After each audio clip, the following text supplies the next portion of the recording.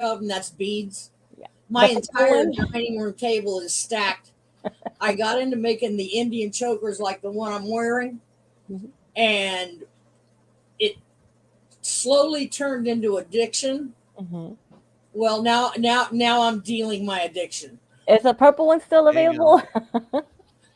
You mean the one with the real shiny bead? That's two with the Uh-huh. crystals. Yeah, I've still got it, Oh, which good. is amazing. That's my favorite one.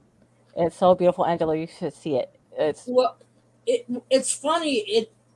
The work is not in putting it together. mhm, It's figuring out how to put it together. mhm, What beads, what colors. Mhm. I'll start out with a bowl of beads and a centerpiece like an arrowhead. By the time I'm finished, like the other day, instead of an arrowhead, I ended up with a tree of life. oh, that's beautiful. But no, it's a lot of fun. Keeps me out of trouble. Oh yeah, that's good too. Because I've been trying to either crochet or do something different myself just to even pass the time. And before you know it, it's gone like that. So Amelia, what do you do to stay out of trouble? Let's see. Besides work, let's see. I've, See, I've I'm asking because I know the trouble you give me. I have to confess to Victoria here. It's vent time. I put up with more shit from this lady than you have any idea. I really do. well, I had to She, confess. Somebody she taught me. pesters me to the point of like nauseum. Yeah, But yeah, yeah. I digress. Vicky, you've been around for a long time. Interestingly enough, your career was only about 2.5 years, but yet you're even to this day, you're still regarded as one of the greatest lady wrestlers ever. How do you explain this kind of longevity? I can't. I have no clue. And actually, it was more like four Mm. because a lot of the Northwest, Pacific Northwest matches that Velvet and I had Oh, that's right. Yeah, with Velvet Yes, were McIntyre. he was a for tag Ed team Moretti. champion. The first 6 months, True. year plus, Velvet and I worked for Ed Moretti, Al Tomcoat, Don Owens, and Hmm. Sandy Barr. And I was blessed enough to come up in the Pacific Northwest when it was in its heyday. Yeah. Uh, Yeah. Oh, had some of the greatest. They pulled absolutely. me in. Don Uh, Owens had some of the most incredible talent early on. Guys that came out and just busted, a move for everybody else. Roddy Piper was his first territory. Kurt Hennig, people like Billy Jack Haynes. These guys are all from that Ed, area. Ed Wiskowski, Stan Stasiak, Dutch Savage, Oh God, um, yeah, Len Denton. Len Denton, and hang on, the Sheep Herders, Luke and Butch. Yes. Oh God, sure, Yeah, I mean, it was the greatest. Um, absolutely, I was lucky enough to absolutely. be there for the beginning, literally, when Buddy and Piper were tagging up. They were two of the most hated men Hmm. Ever. on this side. I'm not just the Pacific Northwest, Hmm. the whole from Louisiana over. Hmm. And I saw it, and Piper went from being one of the most fantastic heels to a baby face, and it took 20 seconds. Right. Yeah. Yep. One minute they wanted to kill him, the next minute, he was everybody's great guy. Oh, Oh yeah. absolutely. Yes. And I got to see all of those gentlemen wrestle. We're And going to talk about that too, Vicky. I want to play a clip later on in the show. I didn't know this clip existed. I found something. I'm going Oh. to play for it a little later on. Um, Talking about the boys, but Amelia, I'm going to let you. Hmm. Well, I'm going to let you. It's your show. He's gonna love me, Go right? ahead and go you ahead got Well, him and fooled converse. already, huh, Amelia? So I, he's in charge? right. Right. Well, going back a little bit from the very beginning, when you were little, a girl, I know that it was probably just a lot of just men wrestling. What got you interested in wrestling, or did you say, I think I want to be a lady wrestler because there should be ladies in wrestling? Actually, my grandfather was the one who got me interested.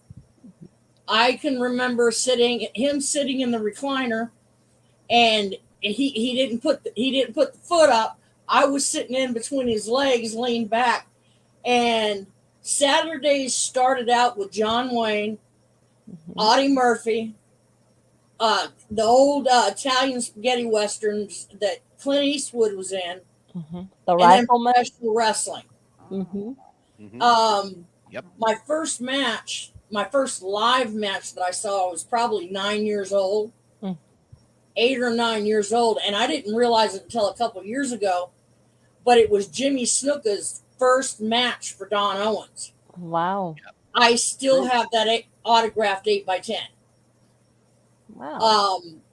And fast forward 5 years, I'm 14. It was time to leave home. It was a live or die situation, which, if you've read my book, Yes. you know what it was. And I ended up getting a bus in the middle of the night to Portland, and got a job. Met some people. For some reason, I'm blessed. The universe always sets somebody in my path. And because most 14-year-olds, they leave home, they go to the big city. You know what happens, especially Oh. women. Hmm. Well, the LGBT community Mhm. put me under their wing when I first got there. Good. I was sleeping in doorways, using newspapers for blankets, sleeping up under viaducts and all that. Hmm. And I got an ID, and at that time you could use your passport ID as real ID. Hmm. Now they look at you and laugh. But we had an in on a guy who couldn't tell a 14-year-old from a 21-year-old. And I got some ID, and I went to work at Denny's restaurant on 23rd and Burnside in Portland. And I started going to the matches on Saturday night. And one Sunday, one of the district managers at Denny's he ticked me off. When you're working graveyard, especially at a restaurant like Denny's back in the day, Right. your dress, your uniform, which we wore those brown uniforms Hmm. with the orange collars. Oh, Yep. yes. But when you're working graveyard, especially on the weekends, you kind of hem it up a little more than it was when you got it, and you tighten it in certain places. Oh, yes. And for some reason I was working Saturday night. I usually always switched with somebody. Hmm. Mhm. But anyway, Sunday morning come, and I'm walking out there. I got plates down both arms, getting ready to deliver it to one of the big round tables, and the district manager right in the middle of the restaurant, and not in a low voice, a very loud voice, started, "Oh, that dress is too short. That dress is too tight. What kind of a woman are you to be, blah, blah, blah, blah," just getting on me about my uniform. Now, understand, I'm standing there with 6 plates. Hmm. And I looked at him. I said, "Here, can you hold this? Can you hold this?" And I handed him all 6 plates. And I told him where he could take his job and shove it. All right. That was the first time I quit that restaurant. I quit it 7 times more after that. Vicky was trying to, she was trying to increase her tip margin. That's right. Absolutely. If you ever, They still do that now. Hmm. Portland back in the late 70s and early 80s, especially over on 23rd, around that area, 23rd and Burnside, Right.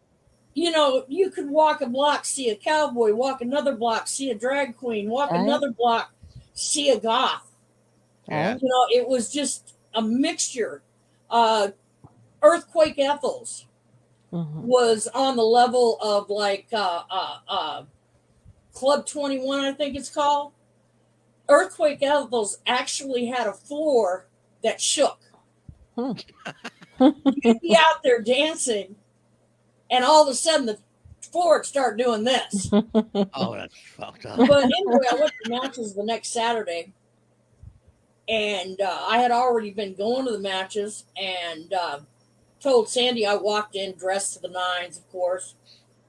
That's how I ended up getting free front row seats. There you go.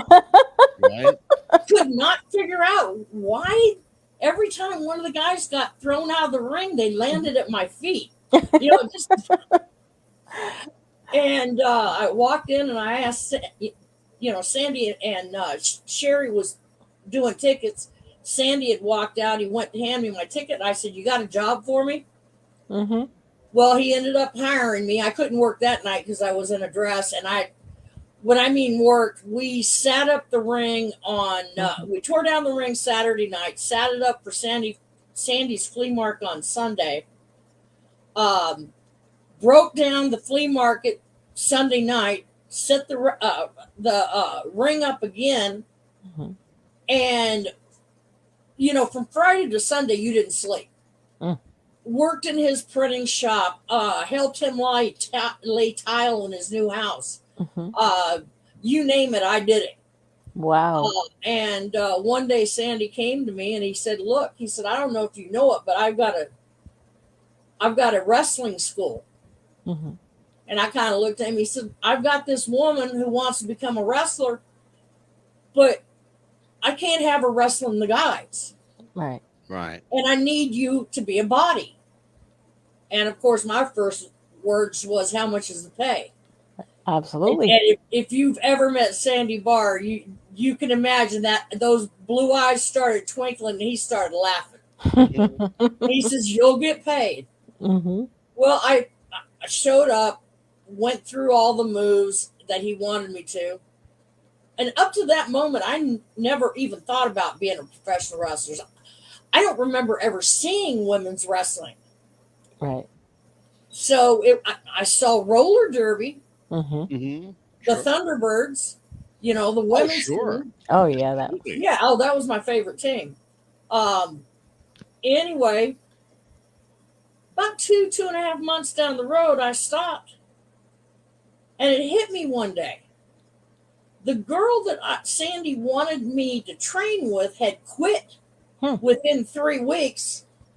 This is 2 months past that, and he's still wanting me there, but I'm wrestling the guys. Huh. Now, by that time, I was hooked.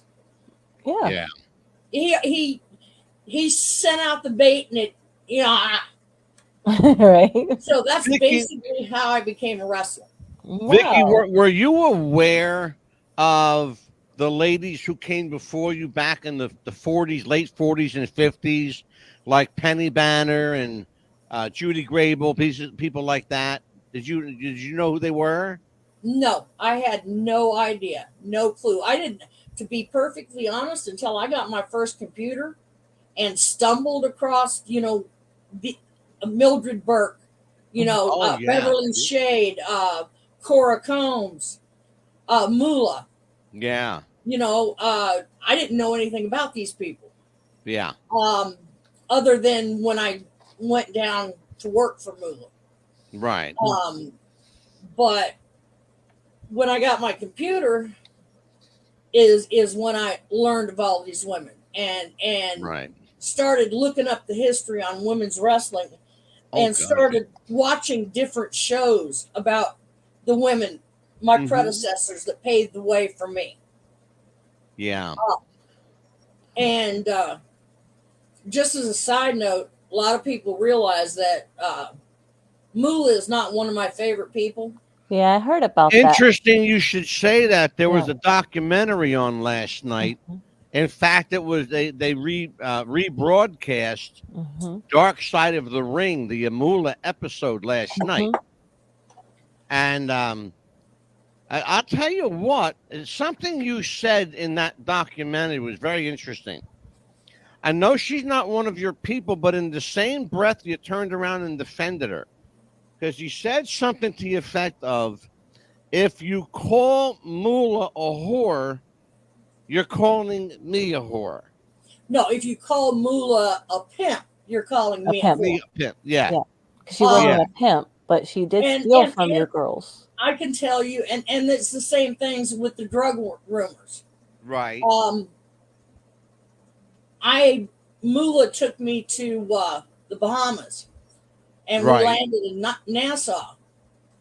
And me and this kid that was the other promoter brought in, I don't remember his name, and I never saw him again. Right. Him and I went down and sat on the dock in front of the Hilton, right there on the ocean, and we just talked.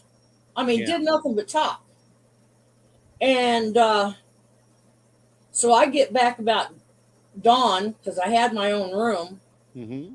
and all of a sudden, here's this bam, bam, bam on the door, and it was Moolah. And she proceeded to tell me how this kid got busted with speed, and said I was the one who brought it in. Oh. Whoa.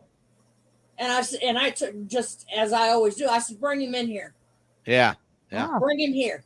Mhm. I said, and I told her the truth. I said, yeah, because at that time I didn't know, you could walk down the street in Nassau and buy a joint for $2 and the thing was this long. Yeah. Oh, Yeah. Moolah was seriously pissed. Yeah. There seemed to have been with her this unending streak of jealousy. I don't know what she ever had to be jealous of. She controlled everything. What was there to be jealous of? Her ego, that's Mhm. all it was. And she did not know when to put business in front of your ego. Mhm. If she had stopped at the right time, which was 81, 82, the girls were going, we were headed straight to the top, Mhm. Yeah. and we were a draw. Wendy was doing with the Cyndi Lauper thing. Yeah. Mm-hmm. And I will say that in the beginning, when Vince took over, when Vinnie Mac took over for his dad, he actually was headed in the right direction. With the Saturday morning cartoons, the Mhm. Goonies, Cyndi Lauper. Yeah. And but anyway, I strayed left. Imagine that. Wrestlers don't do that, do we? We Right. start out over here like this, Right. never a straight line. Mhm. We are up against a hard break. Vicky, take a listen to this from our sponsor at A24 Films. This is the Iron Claw trailer. Let's take a look. We actually had James Beard on the show last week. He was the technical advisor to this film. Let's take a look at this clip. Ever since I was a child, people said my family was cursed. Mom tried to protect us with God. Pop tried to protect us with wrestling. He said if we were the toughest, the strongest, nothing could ever hurt us. I believed him. We all did. Morning. Pants tomorrow, please, David. Harry, I want you to join your brothers in the ring. Yes, sir. I love that. Now, we all know Carrie's my favorite, then Kev, then David, then Mike. But the rankings can always change. What do you want in life, Kevin Von Erich? More ribs? I want to be with my family. Be with my brothers. What do you like to do with your brothers?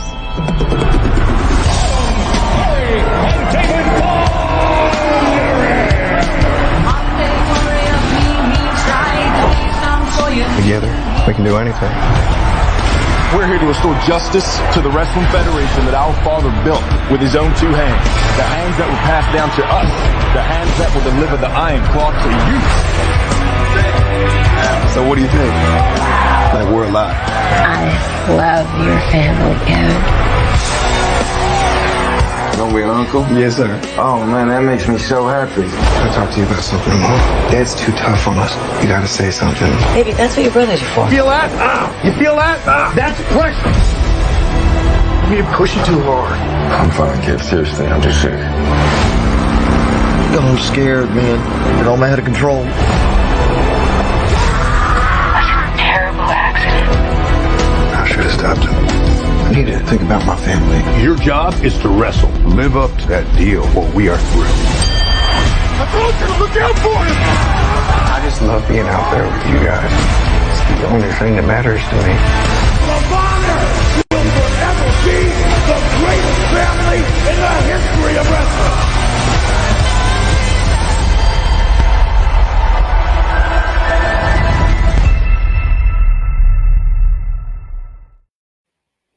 What's the Buzz? America's Best Podcast presents Ring the Bell with your host, Amelia the Pitbull Chapman. I'm Mad Dog DeCipio. Tonight's very special guest, Vicky Otis, professional lady wrestler, but we all love her as Princess Victoria. Absolutely. We're back with Vicky. Amelia, you're up, kid. Yes. And you were talking about a Fabulous Moolah and everything like that. And I heard that she might have been a little bit crooked. Is that she paid y'all like so much, like 3 for her, 1 for you kind of thing? Pretty much. Yeah. And 1, 2, 3. none of us found out until pretty much after. I didn't find out until she was already dead. Oh my You know, God. when you're talking about being a waitress and you're bringing in $1,300 a year, or you know, at the best $2,000 a year, and you go from that to $10,000 a year, you're walking in high cotton. Yeah. And I mean, I'm from the wrong side of the tracks, but I was so far away from the tracks I couldn't even see the damn train. Yeah. But yeah, Moolah was shady. There's a lot of people out there that have good memories of Moolah, and they are friends of mine. Right. And I tell them, I said, I'm glad you had that side of Moolah. And I'm really glad that you saw that. But understand, that's not my story. Right.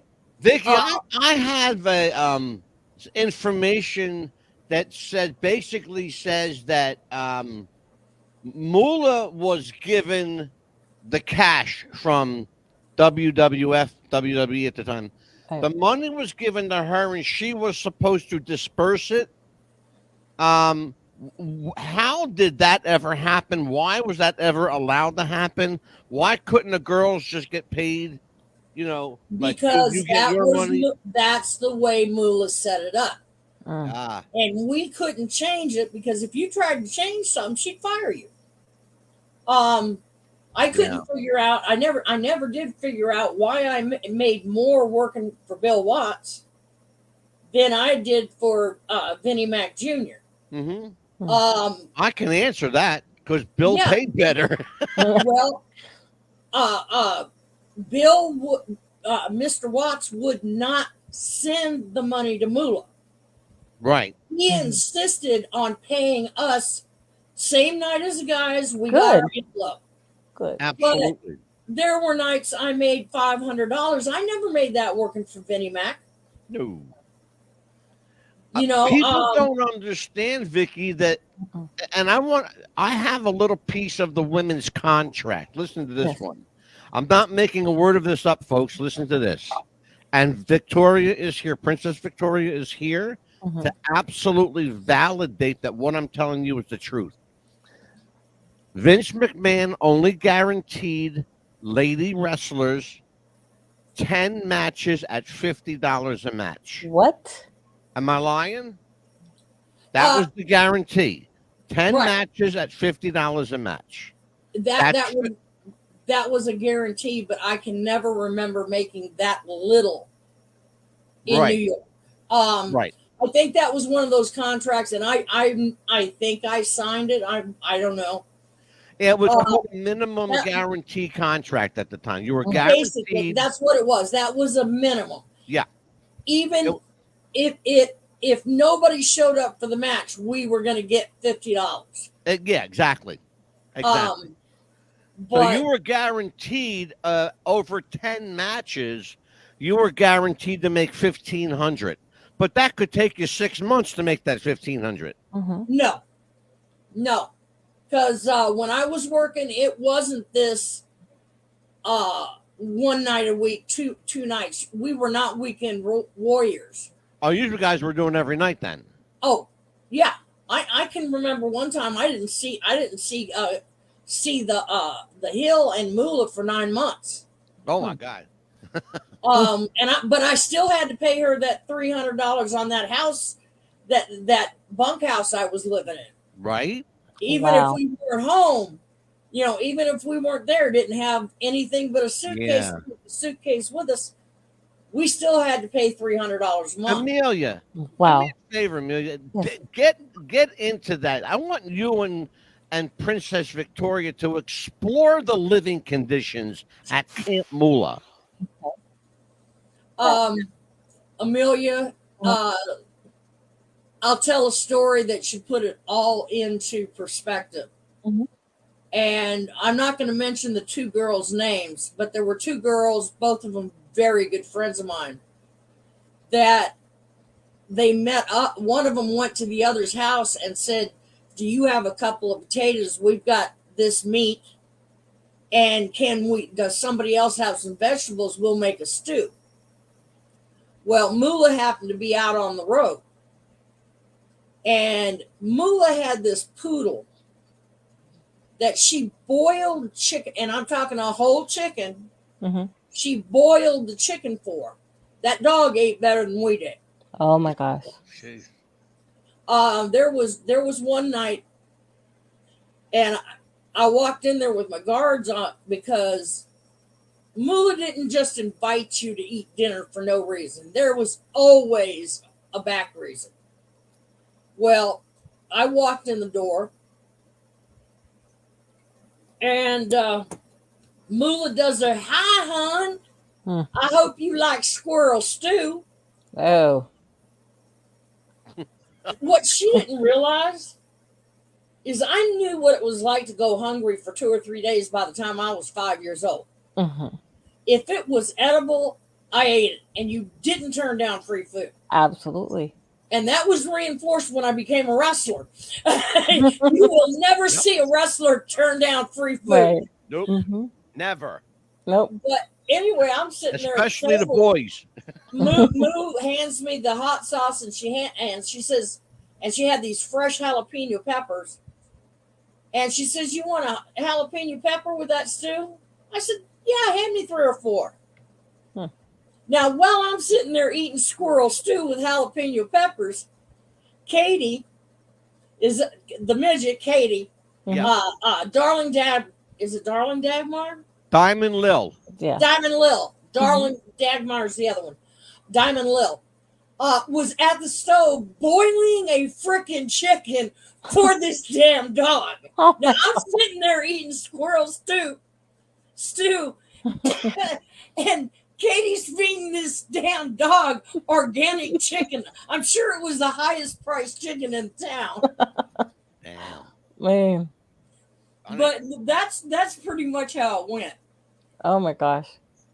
Well, you should have seen the look on Moo's face when I asked for seconds. I'm hungry. I'll eat whatever's in front of me, right? That's it.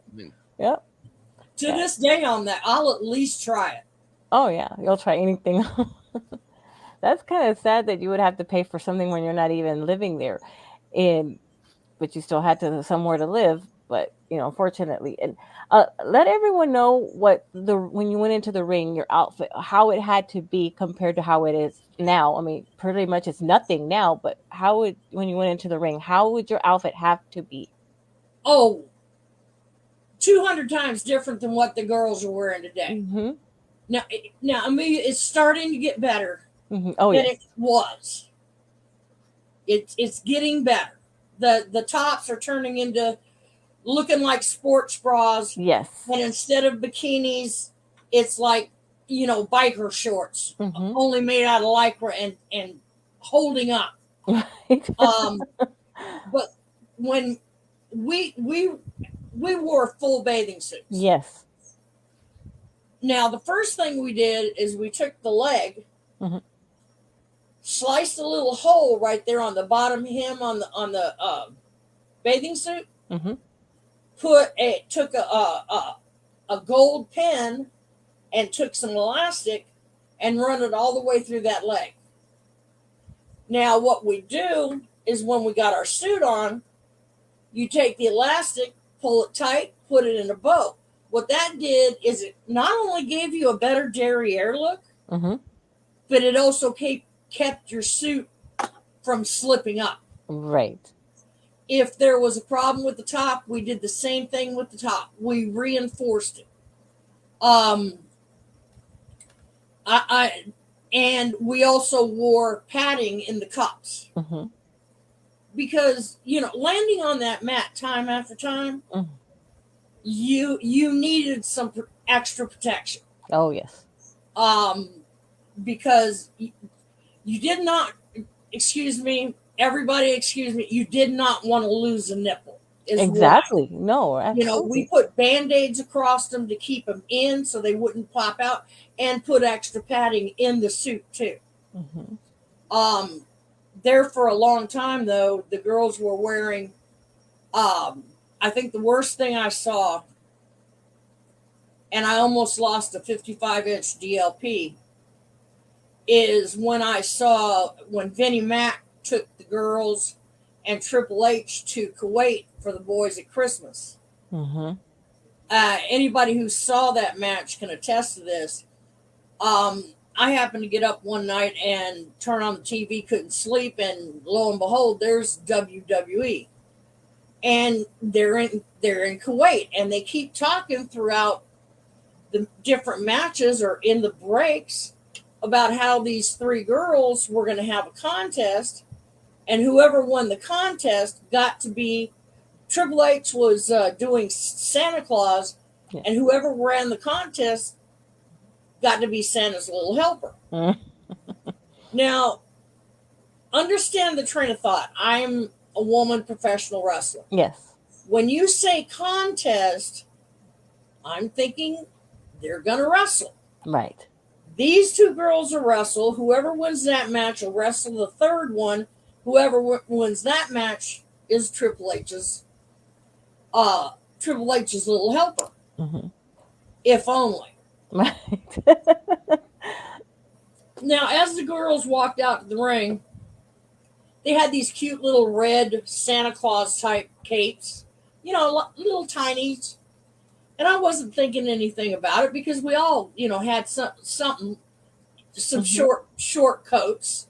I tended to do the longer skirt with fringe.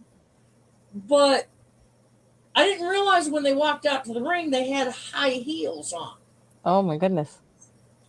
They all three got in the ring, and one of them or all of them took their coats off.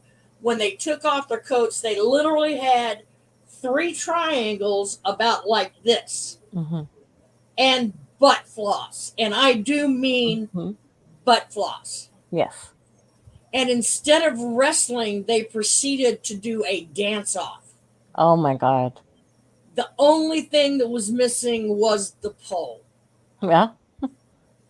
That was the last day to this day, I've watched maybe 2 matches on WWE, and that was on a Friday night. Somebody told me, Vince doesn't have anything to do with it anymore. Take a look at it and see what you think. But I almost put my foot through my DLP. Yeah. It was disgusting. It was degrading to the women.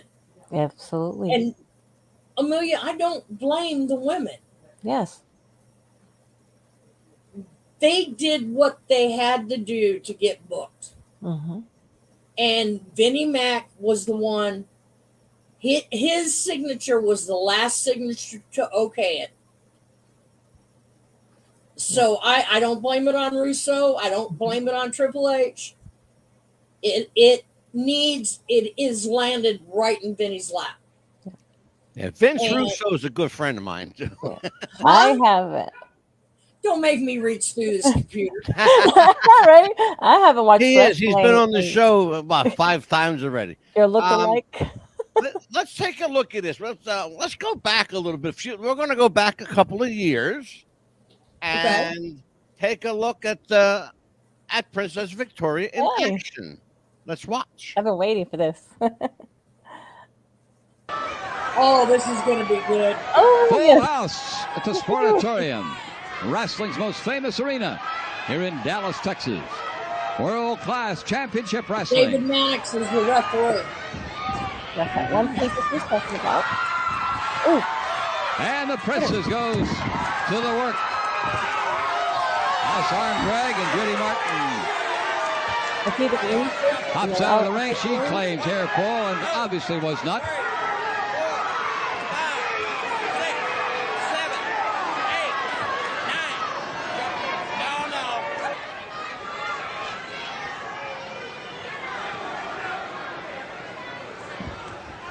Princess Victoria moving in. Inside step over Toho. And nicely administered. That gives Judy Martin some problems.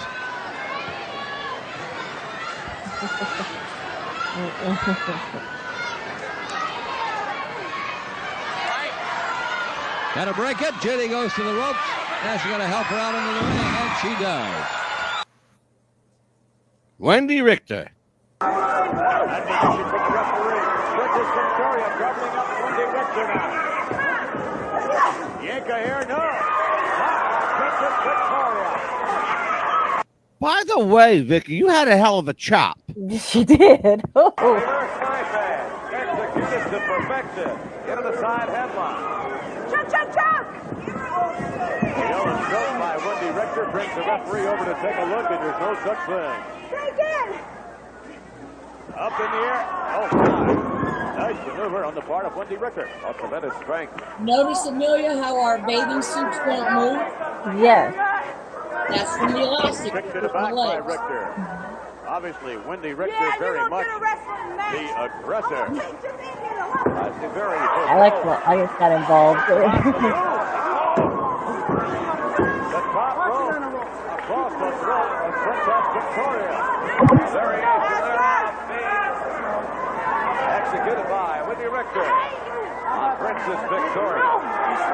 Couple of good-looking ladies, but I don't mind telling you, they really play this game a little bit tough.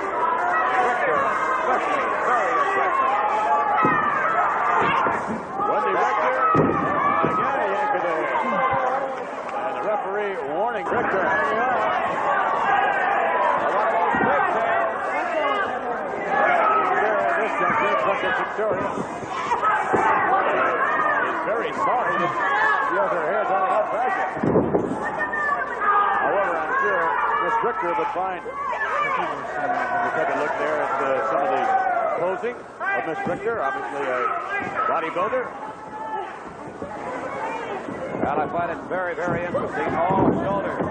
Very interesting. Gentlemen ringside here. Off the rope again now. Oh, what a top that was. Princess Victoria asserting herself. Whipping Miss Richter now. No. Oh,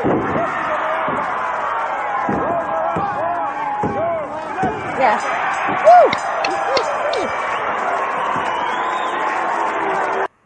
Hey, Vicky wins. Hey. All right, That was one of the few times. I chose those clips for a very specific reason. Judy Martin, Wendy Richter, both of them incredibly great at playing the heel, but also they were super uber over when they turned face. Yep. What's the difference in style? You know both of these women well. You know how to work with them. Do you change your style when you're working baby face or when you're working here, or do you just? Is it just the attitude?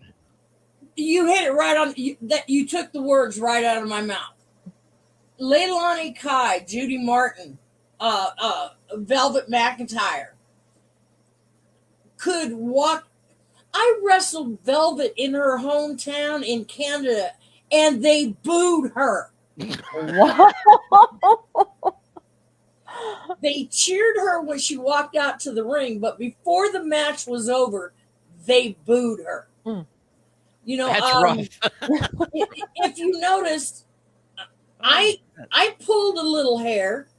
You know, that one match you showed, if you had waited about 3 minutes, Wendy had a reverse on me with her knee in the back, and chin lock, and her thumb slipped into my mouth, and I was hungry.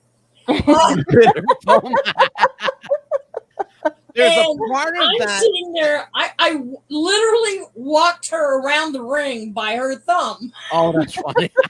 and the crowd was going nuts. I'd have I been love it. screaming. That'd have been. Yeah. There's a part of that sportatorium match with you and Judy, where Judy turns her back and she's trying to give David Manning some shit, right? Right. So you tap her on the back, you back up a little bit, and then you haul off and you give her a chop. Then I saw the red mark go zoosh across her chest. Where did you learn to chop? Sandy Bar. Sandy taught you to chop.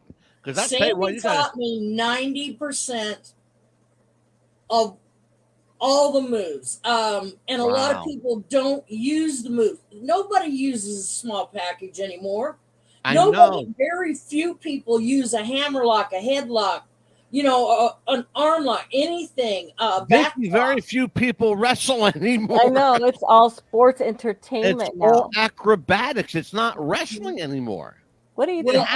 See, that's the problem I had for a long time. I think what we're starting, and I want your opinion on this. Amelia, you might want to jump piggyback off of me on this one. Yeah. I'm seeing a return, a slow but noticeable return to wrestling again. Yes. Good or bad, or has that horse already left the barn? Angelo, I do something Sandy taught me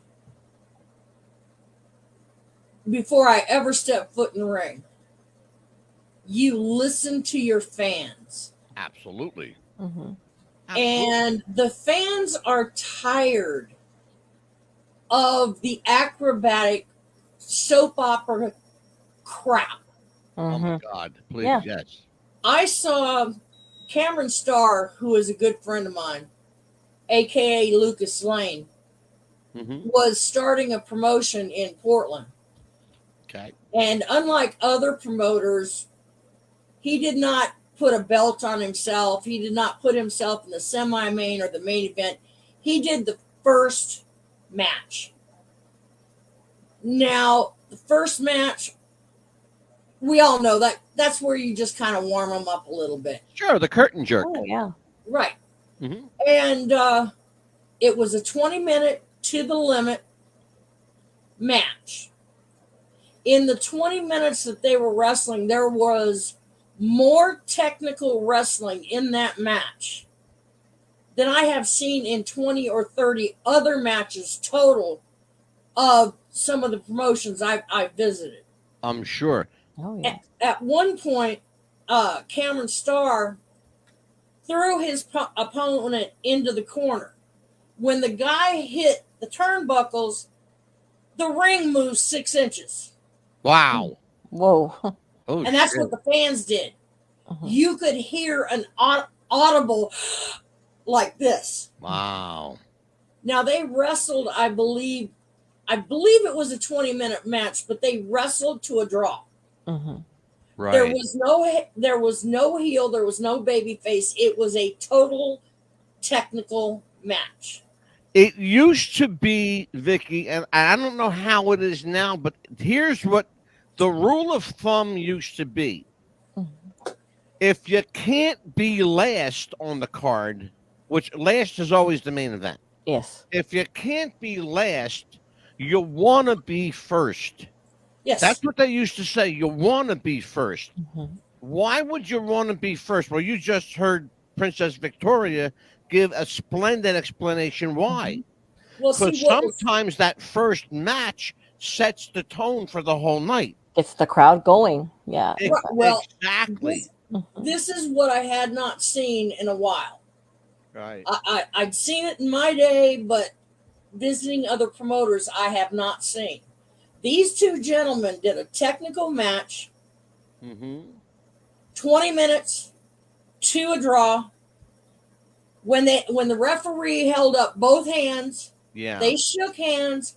The crowd started to chant 5 more minutes. And I mean, the entire crowd was on their feet, hands in the air. It was not 2 or 3 people. This was all 250 people Yeah. were chanting 10 more minutes. And Wow. they did that for 5 minutes. Remarkable. Wow. That's when you know that the crowd is, the fans want real wrestling.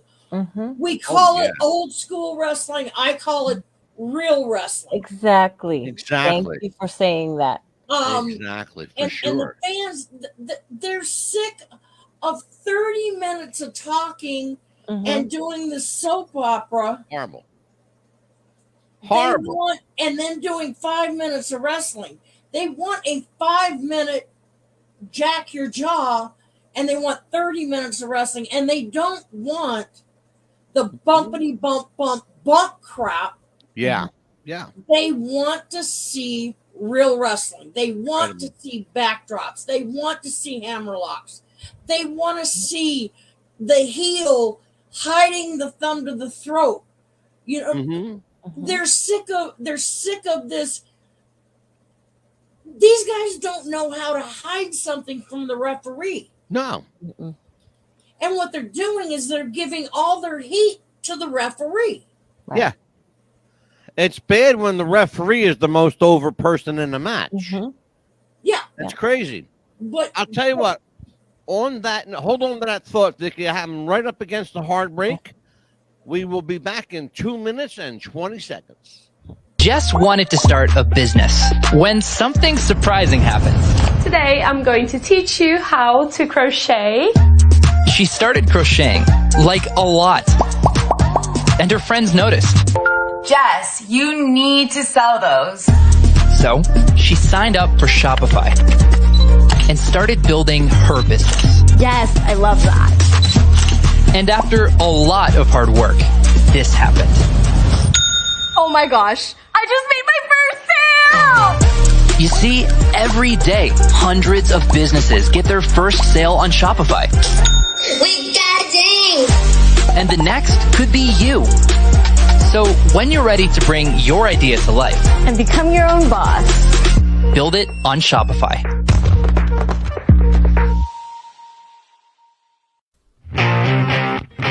Do you have sweaty balls or volleyball netty balls?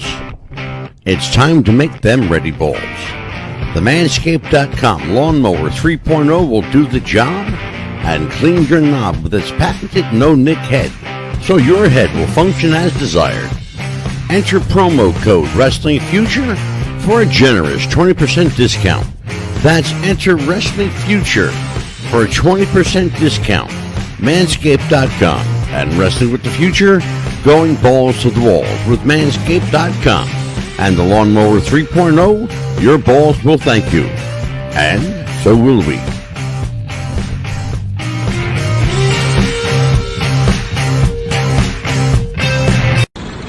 Ayoko na, Zay.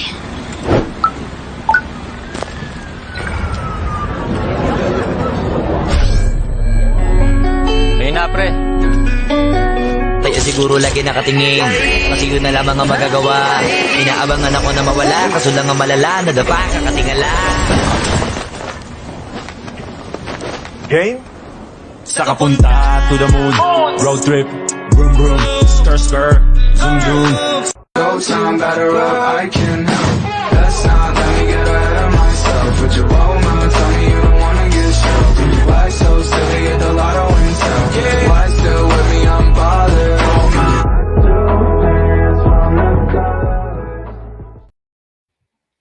What's the Buzz? America's Best Popcast presents Ring the Bell with your host, Amelia the Pitbull Chapman. Tonight, Vicky Otis, Princess Victoria is our special guest tonight, talking about the world of ladies pro wrestling and wrestling in general. And I am your cordial MC for the evening, trying to be cordial and handsome. I'm Mad Dog DeCipio, and I've known this lady for a long, long time. When I worked for WWF back in the day, Part of what I did was they call it talent acquisition now. Go ahead, Dickie. Didn't I moon you? And on the George Washington Bridge. Amelia, every once in a while, I get in a mood. I saw parts of Dickie hasn't seen yet. Understand, it is broad daylight. Yeah. Kids, I mean, there's this much room between the cars, front, side, and back. Oh yeah, absolutely. And I can't remember who Velvet and I was riding with, but he said something to the effect, "You ain't got a hair on your arse. You don't moon them," because they were right behind us. And first thing I got 50, and I just put right up in the back window. And I was with Don Morocco. That's right. I was with Don Morocco. There you go. Look at this, Amelia. You might have some questions about this. Let's take a look at this this clip, and we'll return. Tell you about protecting the business. Oh yeah, hold we call it kayfabe. Protecting our business.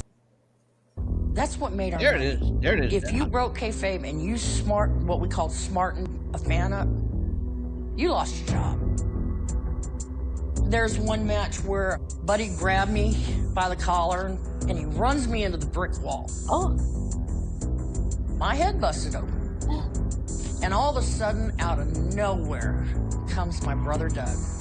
He runs up, he straddles me, he draws position, perfect boxer stance. And he looks at Buddy, he says, "You touch her again, you son of a bitch, and I'll kill you."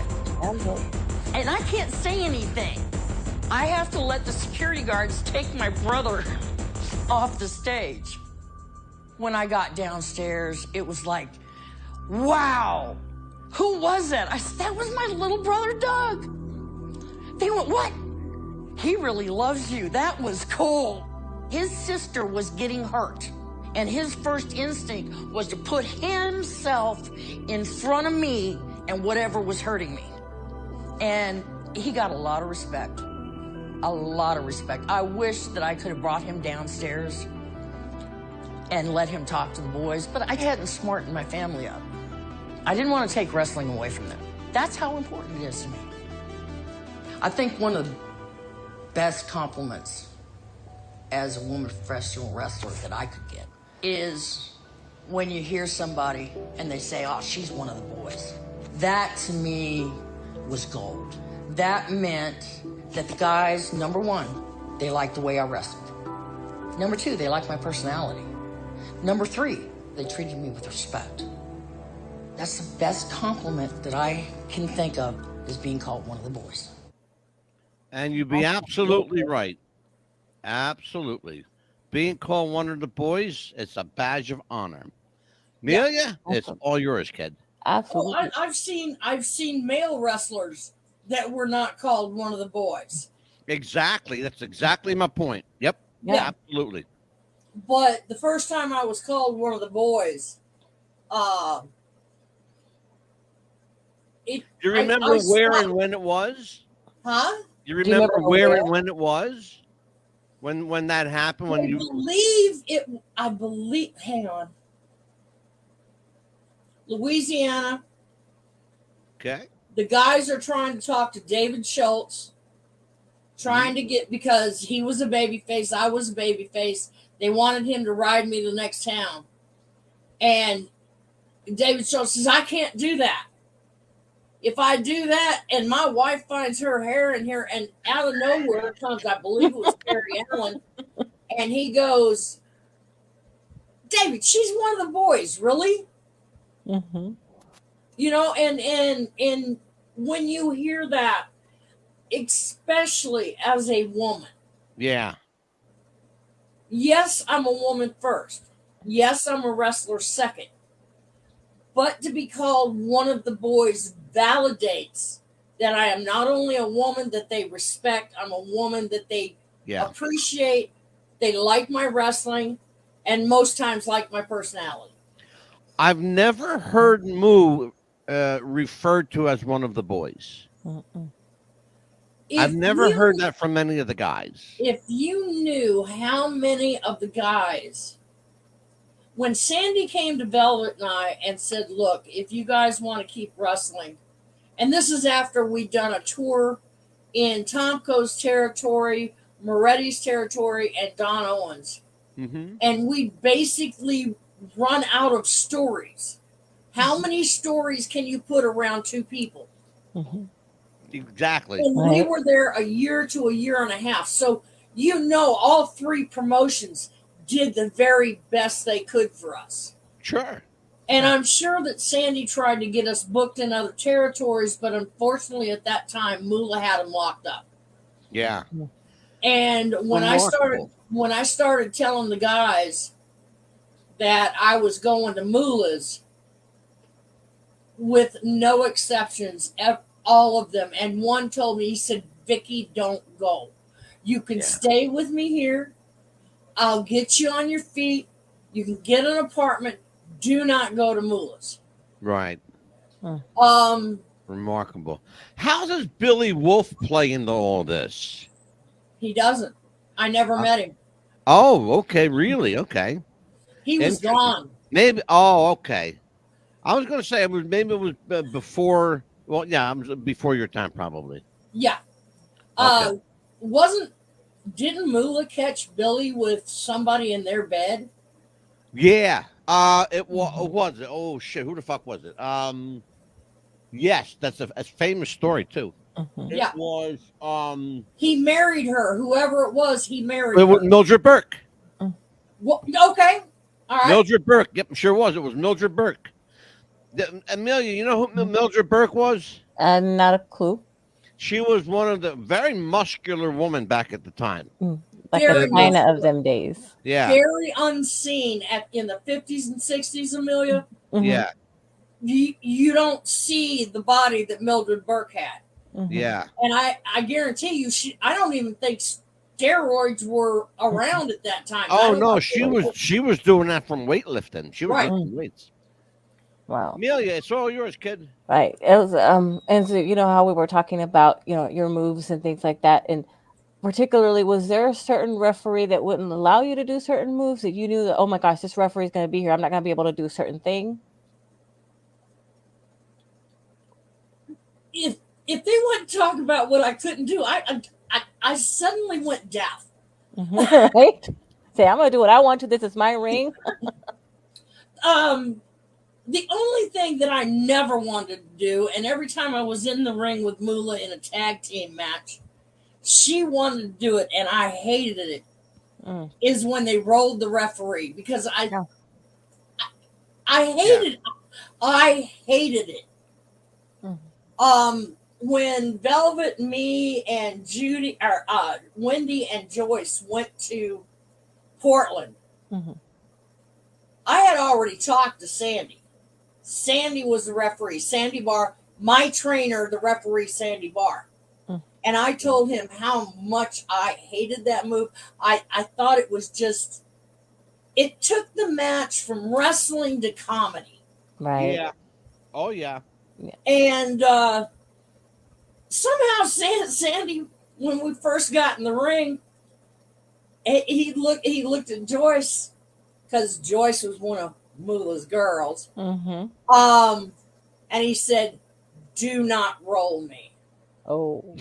Oh, I was on home territory. Right. Laying down the law for real. Absolutely. Oh yeah, and Sandy was one of the nicest guys you ever want to meet, but you did not want to get on his bad side. There you go. Absolutely. Well, Velvet and I found that out one morning. Did I ever tell you this story, Angela? I don't think so, but I'm looking forward to hearing it.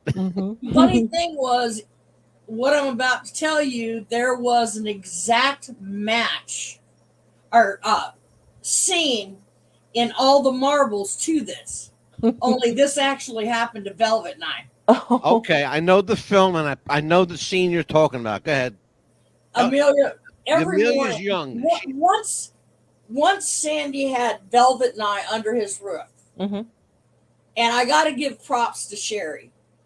How many women do you know that have enough self-esteem to allow two female teenagers in their home to live with their family built like Velvet and I were built back in the 80s? Wow. And every morning, we started our morning off every morning. Sandy had come in, time to get up. Just after the rooster crowed. Oh. And we'd get up, we'd go into the kitchen. He'd have us a glass of fresh, and I kid you not, fresh squeezed orange juice. Wow. Come on. We'd drink our own orange juice. We'd go out by the pool. We'd warm up. We'd stretch. We'd do all that. Then we ran, walked, and jogged 5 miles. Wow. You started out at a walk. You went to a jog. You went to a run. Walk 1 block. Jog 1 block. Run 1 block. Jog 1 block. You see what I'm saying? Yes.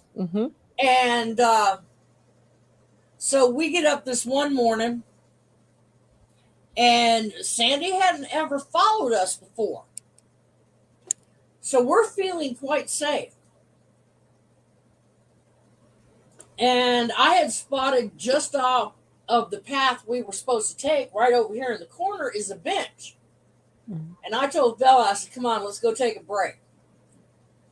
We're both sitting there and we're smoking. Uh-oh. Out of nowhere comes this booming voice. That don't look like no damn running to me. Uh-oh. From that day, and I swear I could have swallowed that cigarette. I'm surprised I didn't. From that day forward, as in all the marbles, Sandy was behind us in his car, driving. Uh-oh. As they were running. Making as sure. we were running on outside. Now, shit, that's this great. is something I always has been a question in my mind for ever since I saw all the marbles. I'll tell you what, they did a hell of a job with that movie. Peter Falk. Amelia, have you ever seen the film? No, but I'm gonna see it now. It's called All the Marbles, and it's a real ladies wrestling tag team with Peter Falk, the actor Peter Falk, playing their manager. And they happened to be a blonde and a brunette, Oh my God. both with long hair. And they had that one scene in there, which was a major part of the story, Yeah. that just happened to definitely just blend. You know, I've always wondered. You're like, It's remarkable. I remember one of the wrestlers, the dark-haired female wrestler was Mimi Lesos. I don't know the blonde's name, but in the film, they take on the Japanese champions called the Jumping Bomb Angels, who were actually a real team called the Jumping Bomb Angels. But they weren't at that. Well, actually, they weren't at that time because I was going to Japan at that time. Ah, okay. And I could be mistaken. I'll ask Velvet because she's still got, she didn't take any chair shots like I did.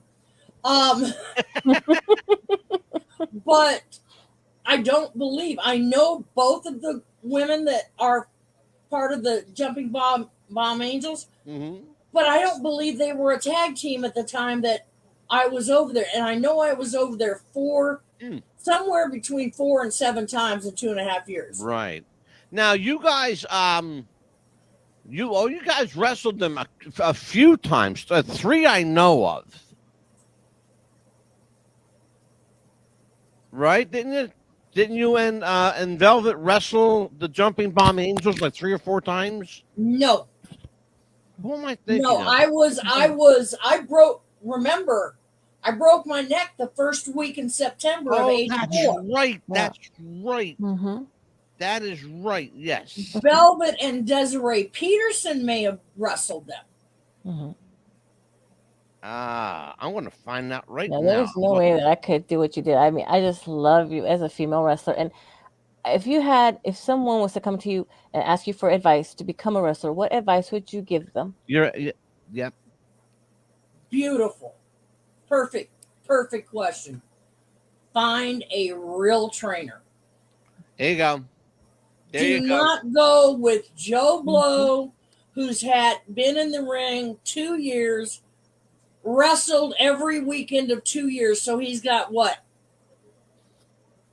2 times 50. He's got 208 matches under his belt.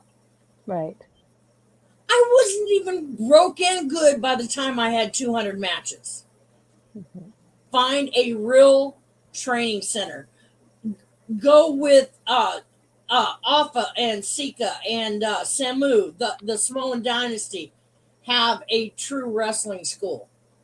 And not a wrestling. If they don't have you training 4 to 5 days a week, at the least, find another trainer. If they're not having you do warm-ups and running and jumping jacks, all of that, if you don't feel like you're going to throw up at least one time during the 2-hour training, find another trainer. Exactly. Yes. If they're not pushing you to your limits. Yeah. And I can tell you, Amelia, there were times that I sat in the corner and I wanted to just say, to hell with it. I can't do this anymore. Yeah. But I never did. No, a lot of people say no. It takes a few people that have enough gumption and enough, as Nick Foley would say, testicular fortitude to stick it out. Going back here to the Jumping Bomb Angels, they debuted in '81, and no, it was actually a tag team, Vicky, called the Glamour Girls that wrestled them like 4 times. That was Leilani Kai and Judy Martin. That's right. Yep, the Glamour Girls. Judy and Leilani. And that's what I was trying, because I know that, I thought it was you, because I know you were associated with them. And the Jumping Bomb Angels disbanded as a tag team after their loss to Leilani and Judy, the Glamour Girls. Right. So that happened at the WWF Survivor Series. Right. And I believe the one girl was Devaru. I'm trying to speak Japanese. Devo Matsumi. And I think Chigo Nagasuki. Let's see. You say that Tatani Nagasaki, maybe. There you go. Yeah. Tatani Nagasaki, yes. Because I just pulled it up on my phone. I had to look. I cheated a little bit. You had to get the names because you do research. I'm 65 years old. Okay. Somebody tells me I'm wrong about something, or this song came from somebody else. First thing I do is hit. No, we do our research. So. Oh yeah, we do a lot of research, but sometimes this shit slips me because I'm old. I'm 65 years old. Yeah, and I don't want to hear it. I don't want to hear it. I'll be 63 in May. You don't get a silver star, old man. Oh man, I like that. I love her. Oh yeah, oh man, Amelia. Yes. What do we got coming up? We are at the end of the road. Well, why don't you let everyone know what we have coming up? Oh, you want me to do it? Of course. Okay, let's see what we got coming up. Next week, we have actor Brian Saponis, whose new film, In the Shadows, is a suspense horror film directed by our friend Glenn Martin. And the entire cast of that film was with us 2 weeks ago, and it was a blast. We had everybody here. It was a who's who of horror, Vicky. It was remarkable. We had every fucking horror actor in Hollywood here. Oh, that must have been so much fun. Yes. Oh, man, it's a lot of fun. We have an interesting show coming up on the the new developments in the Epstein case, Jeffrey Epstein case. Did he really commit suicide? Hell no. Dr. Michael Baden says, oh, hell no, he didn't. Somebody killed him. So we are going to examine and tear apart the coroner's report by Dr. Michael Baden. Why were the bruises here instead of here? Yeah. He said that Mr. Epstein's injuries were not consistent with the hanging. Nope. They said he hung himself. No, he didn't. Impossible. Nope. Impossible. That thing stunk so bad. Let me tell you something. He's either completely dead, or, as I suspect, I think he's in witness protection. And I'm going to tell you why. Because he's got too much value not to be alive. He's got way too much value. They kill him, he's of no value. No. They keep him alive, he's got value because he knows where the bodies are buried. But what's funny is, how did the cameras just happen? They just happened to to stop working. dysfunction in that 1 hour?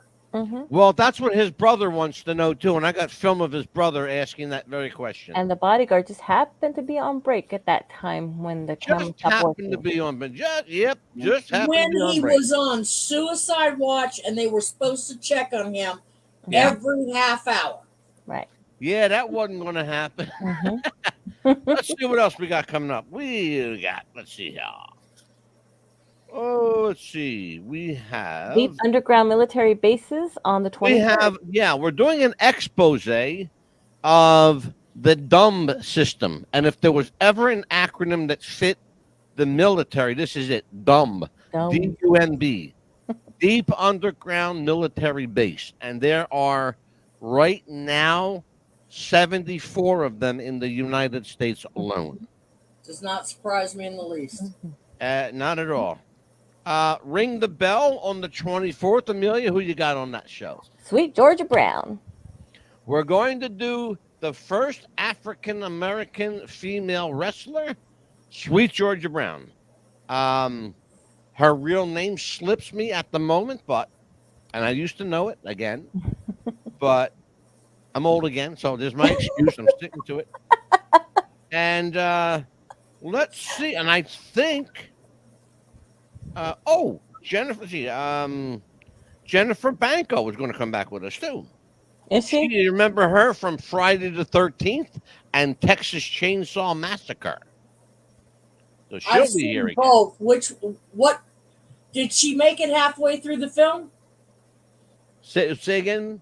Did she make it halfway through the film? She made it all the way through the film. She was she played the little girl. The little Yeah, baby she played a little girl. You know they're not going to kill a little girl in the movie. Well, that'd be a hell of a high spot, wouldn't it? Yeah, right. And would make a great sizzle reel. I'll tell you what, we have a hell of a lineup coming up. Vicky, you have, as always, you are welcome here anytime. We got to reminisce about stories of the territory days. I want to, you know what? I want to bring you back and let's just talk about the territories. Nothing but the territories. And she can. Are you up for that? I'm up for that. Beautiful. I've And been also- in every one of them in the United States, and That's why I figured you did. I went to a reunion in a certain territory, and I was told, you need to keep your mouth shut because this is specifically for this territory. Angelo, you know who I'm talking about. And come to find out, I didn't need to keep my mouth shut. A year later, I was looking over some of my matches and found that I had wrestled in that territory. Right? Amelia, go ahead. You had something to say, baby? Yeah, at that also she can also showcase her jewelry at that time as well. Absolutely. She has beautiful jewelry also that she sells as well. Absolutely, If yes. you look close, Mm-hmm. this right here is one of the chokers that I made. Mm-hmm. And this is all handmade. It's glass, it's crystal, it's quartz, it's buffalo bone. Could be some horn bone in there. Most of them run $40 to $45. I can make them to order. Right. Like if you want certain colors, or if you want certain semi-precious stones. Now, if we're getting into semi-precious stones, then it might have to go a little higher, because they're a little more expensive. Sure. But I'm also, of course, you guys know, I got my book. Oh yeah, we promoted that on the show many times. Anybody who wants my book, all they got to do is contact me on Facebook. Yep. It's under Vicki Otis, VICKIOT as in Tom, IS. Yep. And you'll see a picture of me that a gentleman painted of me. Yep. Absolutely. I've got so much stuff I'm doing right now. I'm doing the jewelry. I've got. Here. This is something I don't think enough people know about.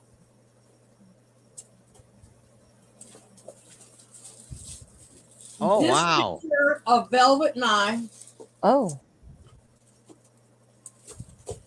And this picture of Velvet. Oh, wow. Wow. Now, I got Velvet to sign. I sent her the photos. She has autographed them, and I will autograph them, and they're $25 a piece. Wow, that's Fantastic. a collector's. That's a piece of wrestling history. Well, for real. number one, it hasn't been done. We have not been in the same room in 40 years. Wow. And Velvet reminded me, I thought we had done some signing together when we were wrestling, but Velvet reminded me, no, we didn't, because you would be out front, selling the posters and the 8x10s, but I'd be in the back getting ready to go. Yeah. So this is something that is, quite rare. Isn't that remarkable? You spent all this time together and never did a signing like that. Isn't that remarkable? No, and Velvet is talking about getting her passport. I talked to her about going to the gathering, but she's not into it right now. Yeah. But I think if I can get somebody in the Pacific Northwest that could do a showing, either in Vancouver, British Columbia, or possibly at worst case scenario, Seattle, I think Velvet would show up. Oh, yes. Seattle might be doable. I have a connection that way, that part of the country. Really? Seattle, yeah, I do. Seattle might be doable. Let me reach out. Talk to Velvet about it. Yeah, let me reach out and I'll forward some information. Right. Well, I've been trying to put this together. Ouch! Excuse me. Y'all forgive me. They told me about a month ago, I need a complete shoulder replacement. Oh my God! And I mean, they're talking about here all the way. Ouch! Oh Jesus, that's crazy. You should have seen the look on the doctor's face when I said, "I don't think so, Tim." Was he thinking that's from wrestling, right? It's clearly got to be wrestling related. I found out that 3, 4, and 5, where I broke my neck, was 2. Ow! Really? Sorry. 3, 4, and 5 have naturally fused together. Yeah. And I'm not ready to do these surgeries yet because I can still raise my arm. Sometimes in pain. Can I tell you something? Hold off on it as long as you can. My father had shoulder replacement surgery, and he was never the same after that. And he had what's the word they had? Oh, he had edema problems all the entire time. His arm would swell up like double the size. It's just crazy. If you can avoid a surgical outcome, do so, because there are a lot of holistic ways to heal now. Well, I know that you're in pain. See, the problem is, Angelo, the break from my neck, the collarbone from my neck to the break is twisted one way. Oh God, yeah. The bone from the shoulder to the break is twisted the opposite way. Yeah. Plus, I've got, and that's what I'm dealing with right now while I'm jumping. It's not one burr or two burrs here or there. I have multiple. And they basically told me when they did the x-rays, they would literally have to skin me to get either that or do like 20 different surgeries. Yeah. At my age, at 60, almost 63, you really think I can handle 20 different surgeries? No. It's quality, not quantity at this time. Absolutely. Absolutely.